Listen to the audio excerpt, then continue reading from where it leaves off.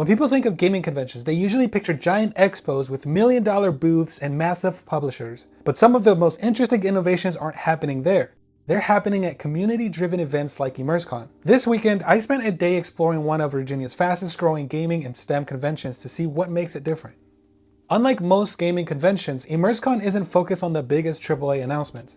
Instead, it brings together game developers, robotics teams, educators, esports competitors, artists, and creators under one roof. It's less about standing in line to watch someone else play and more about actually getting involved. This aligns with the event's goal of combining STEM, gaming, and hands-on experiences. One of my favorite parts of the event was being able to interact directly with the indie developers.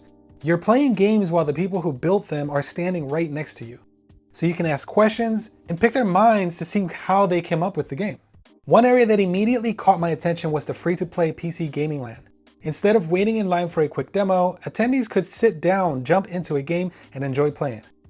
Whether you came with friends or met new people at the event, it was a great reminder that PC gaming has always been about more than just the hardware. It's about sharing the experience with the people around you.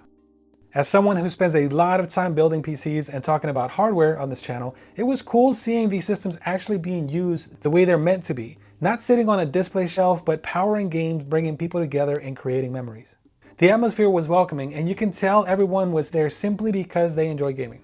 But gaming wasn't the only technology on display. Just around the corner were robotic demonstrations, virtual reality experiences, and STEM exhibits that showed another side of the convention. As someone who covers hardware and technology, this was probably one of my favorite sections.